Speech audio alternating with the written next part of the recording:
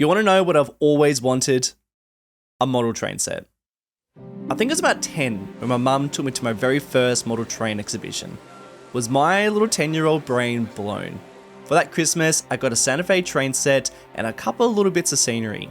We went to Bunnings to pick up a cheap bit of timber, and I was all set up to create my very own little world.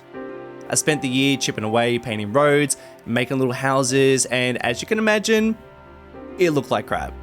And of course it did. I was 10, but I knew it. This looked nothing like what those old guys had built. The following Christmas, I'd get a camcorder and I'd make my very first video.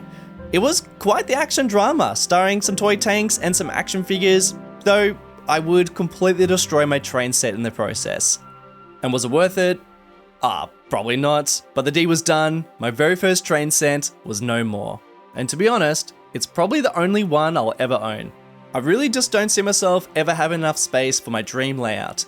You know, the one that wraps around the whole room? I'll never have enough space for that. And you know what? I'm so okay with that.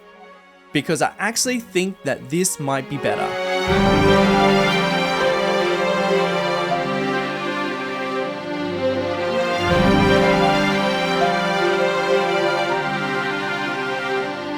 Alright my dear friends, my very last Cities Skylines 1 series. In the spirit of a model train set, this is going to be kind of like my forever project. Something that I'll just continue to chip away at. And this is actually something that I've been planning to do for quite a while now. A bit of a love letter to Cities Skylines 1, a game that is, honestly, at its peak. With years worth of workshop items and DLCs and thousands of hours that I've spent playing this game, a game that I play very differently to Cities Skylines 2. That's a game that I'm learning. This game, I feel like I'm at home. I know what I'm doing here. And also, just straight up, you can't do this sort of stuff in Cities Skylines 2. And you most probably won't be able to do it for a really, really long time. And what is that exactly?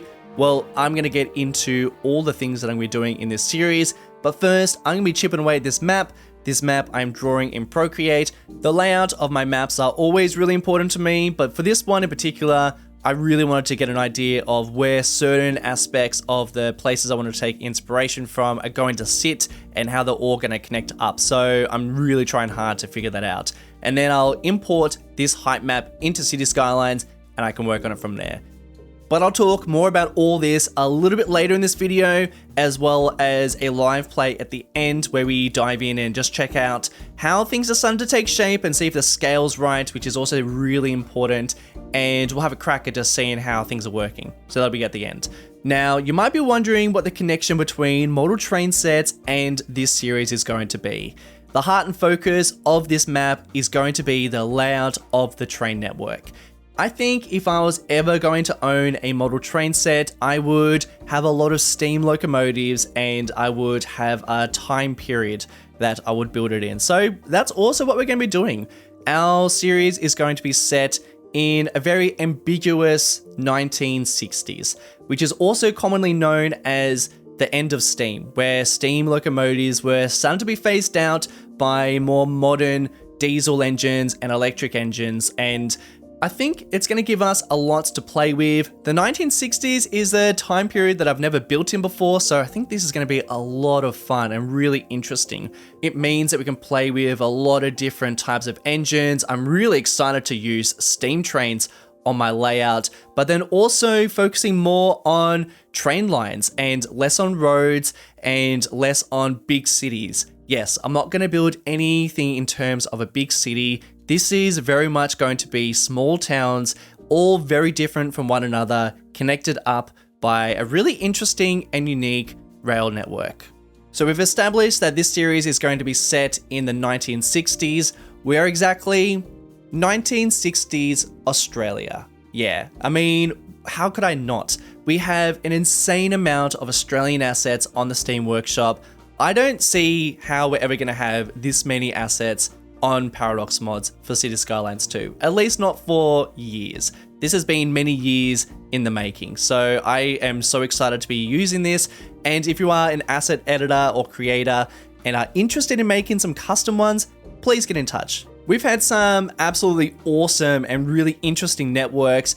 A lot of them have now been converted into heritage lines or tourist lines, but I love the idea that we are going to be working on a map in a time period where a lot of these networks are still in use for industry, carving their way throughout the country, navigating mountains and waterways, and these days a lot of them are abandoned or have now been converted into beautiful waterfronts or are now residential areas, whereas back in the day these are the sort of places, well, these train lines are the ones that influence the way that cities develop and are very much networking their way throughout these places that are no longer in use and are completely gone, and you wouldn't even realize that they were there in the first place unless you were looking out for them. And I feel like I've always wanted to build in a period like this. I feel like I always put too much rail line within my cities, and I'm always disappointed that they don't exist today. I mean, somewhat disappointed. I love Darling Harbour, an area that is walkable, full of commercial, a lot of tourists come here, there's parks, it's lovely. Back in the day, this was industry, cargo trains weaving in and out of buildings. It was a bit of a polluted industrial mess, and now it's beautiful and lovely. So that's a good thing, right? It is. But I'm also kind of disappointed that I don't get to see this next to the city. And I think the 1960s is a good time period to work in. A lot of really interesting things happening during that time. But I did say before that I wanted to work in an ambiguous 1960s because I also like the idea of having much older style architecture. Nothing like too modern in terms of the 1960s. I think it would be nice to have older style buildings, older architecture, a lot of older cars as well driving around, and less road heavy. I would like this to be very much a focus on rail connections. Like, I don't even plan to have anything in terms of a multi-lane highway. I think I'll have some sort of highway that is stretching around the map, but it's not going to be much. And maybe we upgrade it at some point, but I really, at this point, don't really plan to. And it's the same for our cities. I don't think I'm going to have any skyscrapers. Like, maybe, I don't know, like, let's just see what happens. But this is what happens usually. I like to do these sort of maps and work on this series and work on the entire map and all the landscape around it. But I always get bogged down with the city because the cities take so long to build, especially in Cities Skylines 1. But I do plan to have two fairly large towns that are going to sort of represent a city, but are definitely not going to be anywhere near the size that I've built before. And I guess that's the series in a nutshell. This is something that is going to be worked on for a good period of time. My series usually lasts about 2-3 years, so a pretty good amount of time. I plan to work on this even longer, but I don't really think I'm going to be releasing regular videos. It's not going to be every week or every fortnight. It might be once a month, maybe 2 a month, I don't know. This is just something I'm just going to continue to chip away at and detail and make all these changes based on feedback and ideas from you guys, and something I plan to do for a really long time. I don't really plan to do anything else in Cities Skylines 1. This will just be it. Before I start talking about the map creation and some other ideas for the different places that we're going to be building, I should probably address the elephant in the room. Why isn't Sunset City, and especially why isn't Oceania, my forever projects? Let me explain. Let's start with Sunset City. This is a series that I haven't worked on for about a year, but I still really wanted to get back into this save game because the map itself, this is probably my favorite map that I've ever made. So I was really keen to get into some certain areas and work on something other than the city. However, the save game was super buggy. I couldn't get it open. Some mods have been very outdated, and I did get a friend to help me out and he was able to get it running, sent me the save game. But the save is so outdated now. So many people, when Cities Skylines 2 rolled out, they removed their assets from the Steam Workshop, so we have a lot of gaps within the city. So that is already really discouraging, seeing things that I've built no longer there or just a shell of what they used to look like, just makes me not want to work on that city anymore. Not to mention that New Dollarton in Cities Skylines 2 is an American city, so I wouldn't mind doing something a little bit different. I'm just feeling really inspired to do an Australian, something inspired by the UK and influences from Europe. This is like exactly what I feel like doing. Okay then, why don't I just do Oceania, a series that is already based in Australia? The reason why I'm not doing Oceania is because I also kind of feel like that series is pretty much done. The city is finished, I've already got a handful of towns, I've done a lot of connections with rail and a lot of nature stuff, which I've all really enjoyed. But even though this series is also going to be based in Australia, it's going to be very different to Oceania. I love doing layouts, I love doing the maps, I love doing the nature stuff, and I love making those connections. But I just feel like with Oceania, I have pretty much already done all those areas, and the areas that I still need to develop, I'm actually just like really unhappy with the rest of the map. I don't really like where things sit, and I would like a bit of a change of scenery. Even though we're going to see so many similarities here, it's still going to be quite different to the style of that series.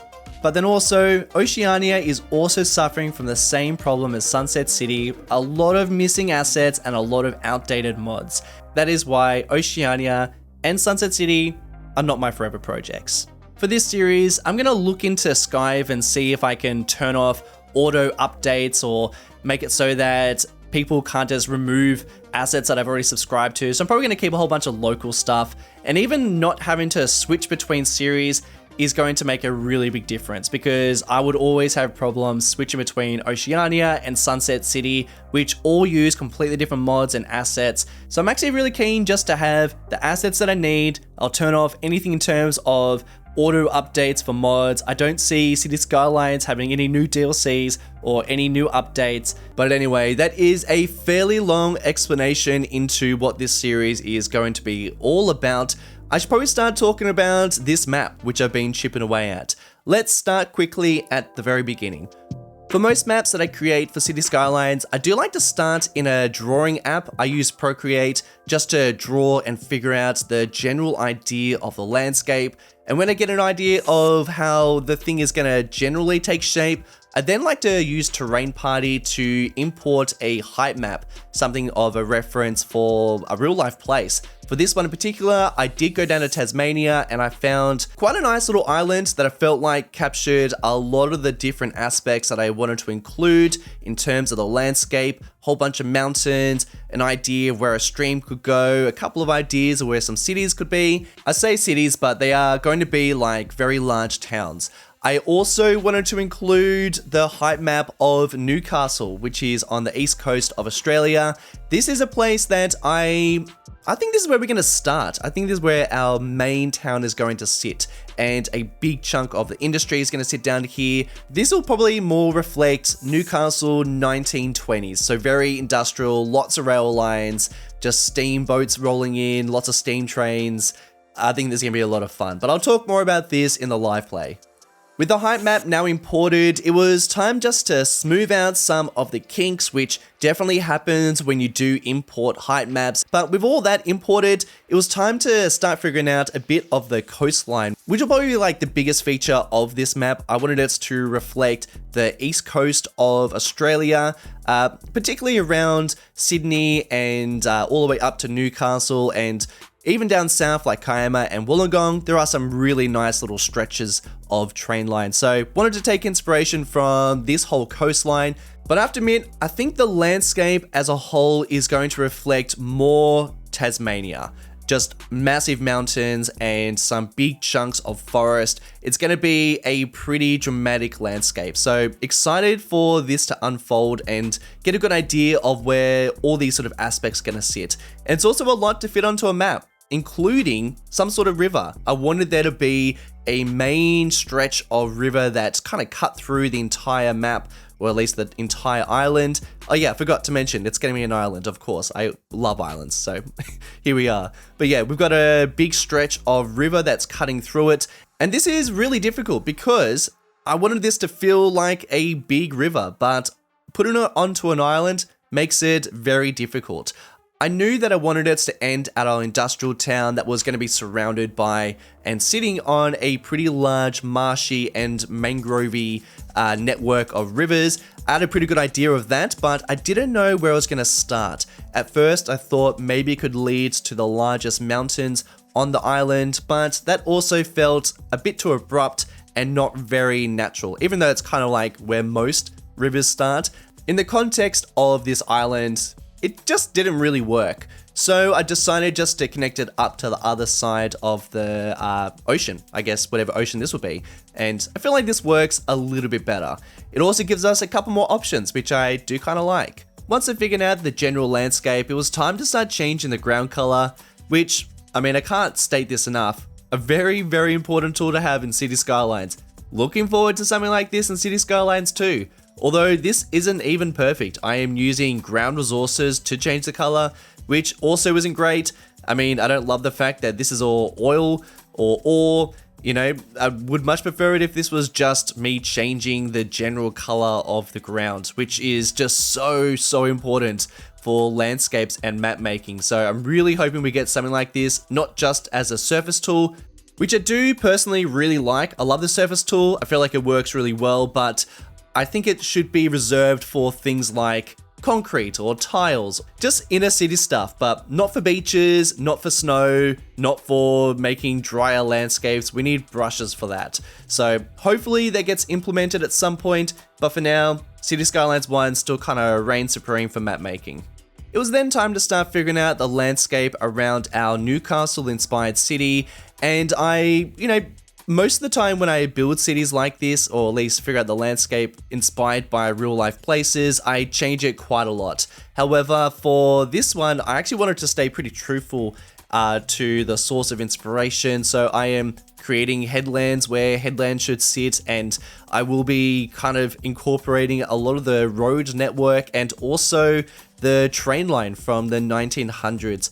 For Newcastle. I'll be trying to be pretty faithful to that as well. At least a little bit of a scaled down version of it, which I think could be pretty fun as well, just trying to figure out how to squeeze all that into a fairly small space. Again, pretty similar to model train layouts. You know, they generally try to squeeze in and condense big ideas of train lines into much smaller places, so I think that'd be kind of fun.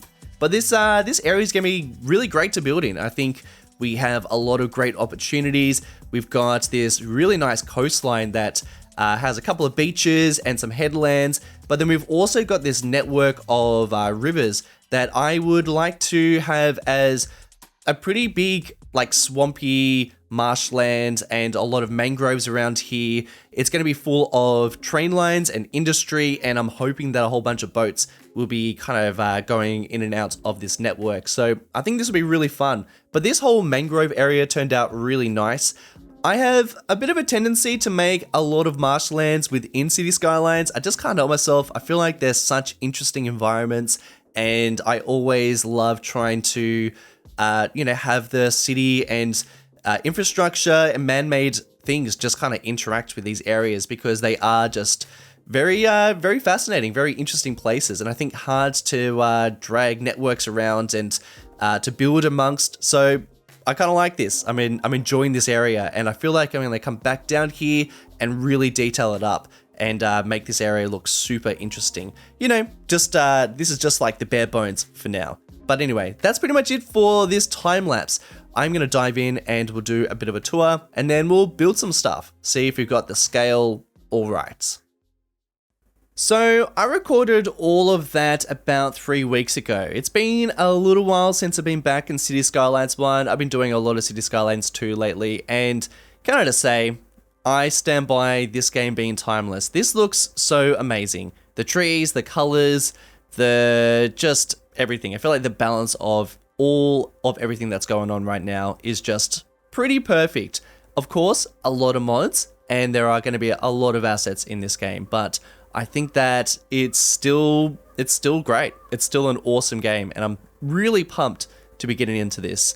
So I'm going to give you a bit of a tour, and I'm also going to go through the ideas behind some of the sections that we did not figure out. I haven't figured this out yet. So there's still a lot of the maps still to work out.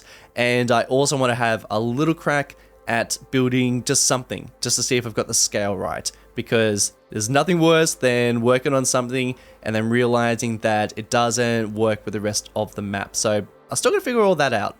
And geez, there is a lot of maps still left to work out. So I do need to go into all this and terraform it, but you can get a good idea of where some of these big mountains are going to sit. I love it. So I have to also mention that It's looking pretty foggy. I feel like I still need to work out my graphic settings. In fact, I am playing with a whole bunch of new mods and a whole bunch of new settings that I am just not familiar with. And I feel like I need to play around with some of this. Like, look at all this. This is very, very new to me. So I need to work out how to use some of these mods. Can you believe it? I am kind of relearning this game. There's a lot of things that I can apply to what I've been doing in Cities Skylines 2 and like some muscle memory, but there's also a lot that I kind of have to figure back out. It's weird. So yeah, it's a bit foggy. It's a bit misty. I kind of like it. I like it when I get down here, but up here, it might be a little much. Speaking of this area, look at this just big mangrove marshy land.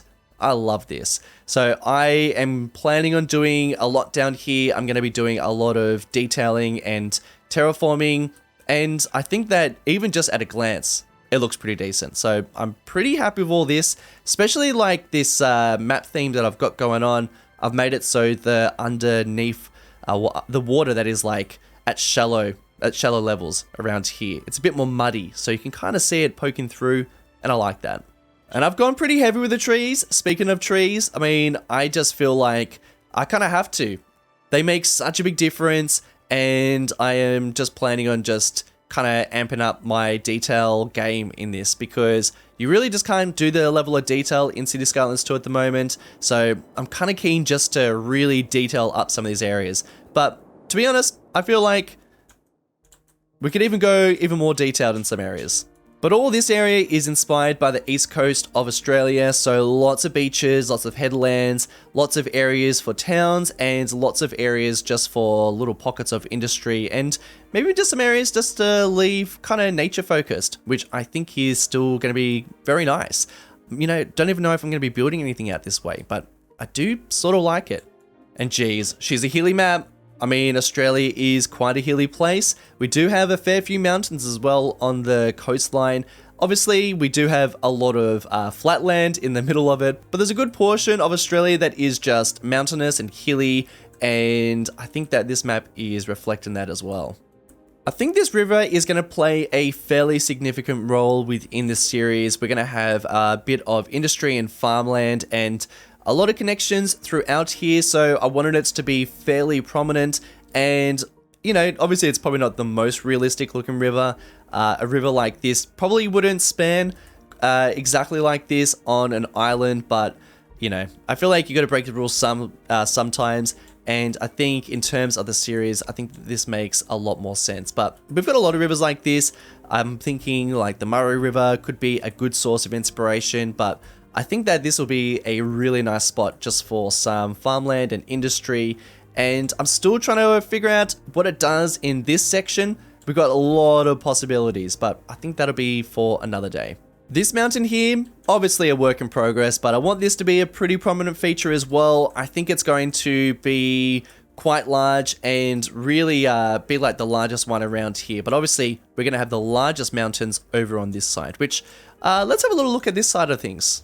Gee, she's foggy. Okay, so all around here, I am planning to make this fairly hilly and kind of similar to what is around here as well. So a lot of beaches and headlands, but probably more hilly and getting into a bit more of a mountainous area.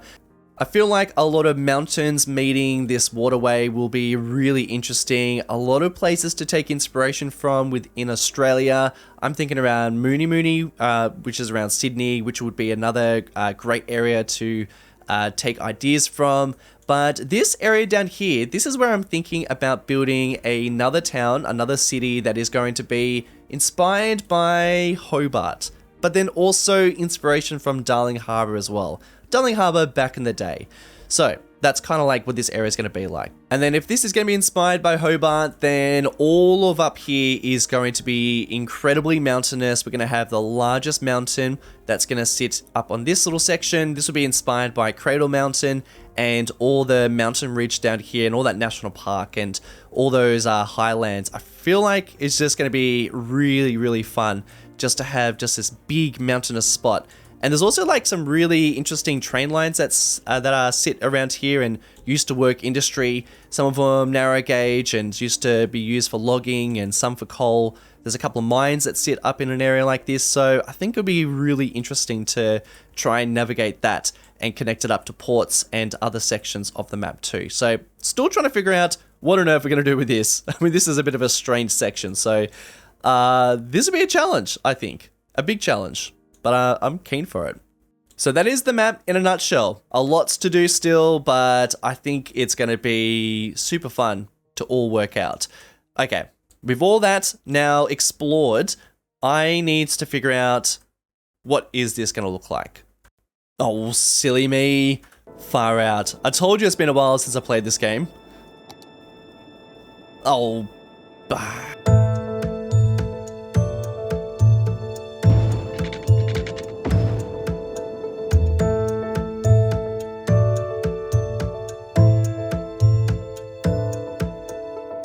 And more or less, this is going to be the layout of the city, taking big chunks of inspiration from Newcastle. This is pretty much Newcastle's road layout, and I'm so fine with that. I've never really taken just the road layout of a place before, so kind of interested to just do that. And I think like it's going to be really interesting just creating our own version of it. And back like in the 1920s, I know I said this is going to be 1960s era, but ambiguous means I'm going to be really making this definitely much older looking than the rest of the map. Maybe it's kind of like stuck in a bit of a time vortex or a little time bubble. I don't really know. And a big portion of all of this is going to be industrial. So all of this will be dedicated to industry, little pockets of neighborhoods, especially for the people that work within those industrial sectors, because a lot of those companies do also provide housing. Especially back in the day, there would be some workers' houses that would be kind of attached, like very uncomfortably, dangerously close to the industry. So I'll also probably do some of that as well, but you can kind of see whereabouts all that is going to be zoned out. And I actually think this is going to work out really well. Now, a big chunk of this as well is going to be dedicated to rail lines. All through here is going to be rail lines and going elsewhere onto the map, and especially connecting up our industry too. But this is going to be a massive port, and I think it's going to be just, I mean, not to sound like a broken record, but super fun.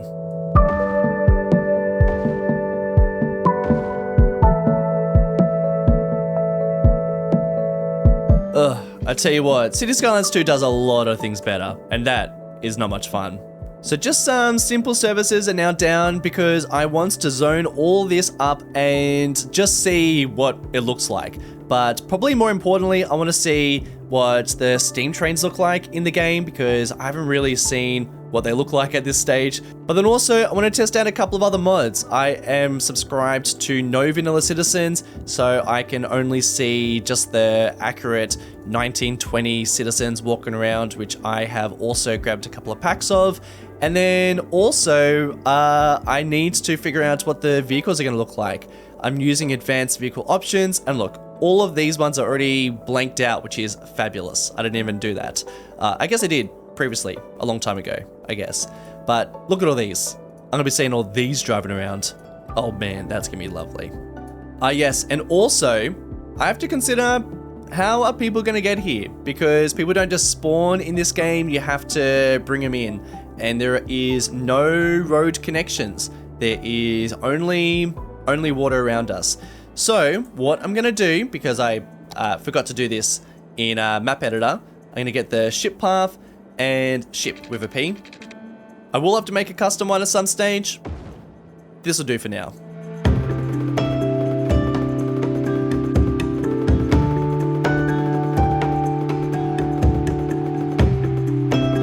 Alright, I've hit play, the moment of truth. Are people actually gonna move in? We've got a couple of houses popping up. Now, I can't stress this enough. This is not gonna look very nice. This is gonna be a real mix of houses that I've subscribed to, and I also think that it's just gonna be a real schmozzle, a real mix. So don't get your hopes up for a nice looking city. This is purely just for a test. So we have nearly 400 residents, and, you know, houses are starting to spawn in and grow and develop. but not a single person has been seen. No vehicles, nothing. And there's no boats. I'm getting a little bit worried. Have I made a bit of a mistake here? And here she comes. The SS America. Phenomenal. So this is my plan, not to have any sort of connection to the road. We are just going to solely survive on people arriving via boat.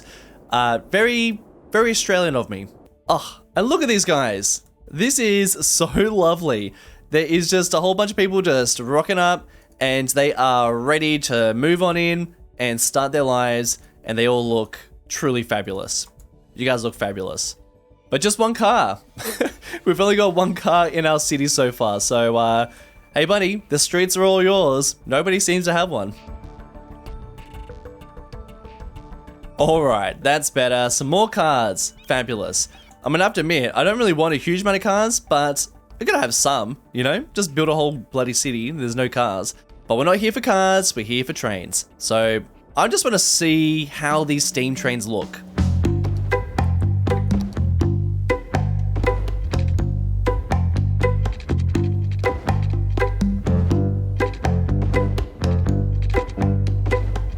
Okay, not the most inspired network, but it'll do. Oh, orange trains, get out of here.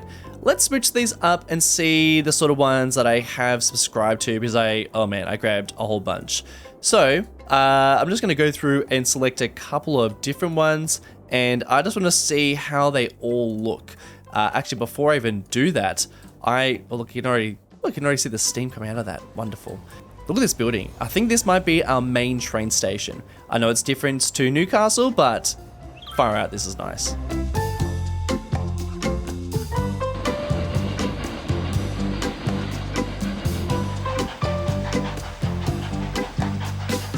And I think that this train might even be our main train that's going to be connecting up both those towns that I showed you before. This one and then the one that we're going to be building that's inspired by Hobart. I think that this one will be the main train for that. So I think this is our pick.